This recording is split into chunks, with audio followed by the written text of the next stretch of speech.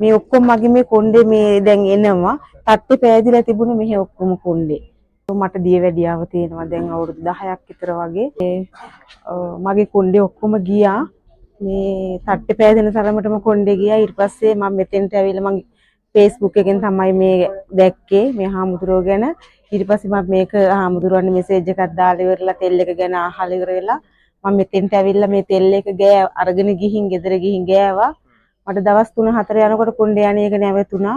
නානකොට එහෙම ෂැම්පු දාලා මේකට කොණ්ඩේ අතට එනවා ගැලවි. මේ වෙනකොට දැන් එක ගහක්වත් ගැලවිලා යන්නේ නැහැ. පනාවට එන්නෙත් නැහැ.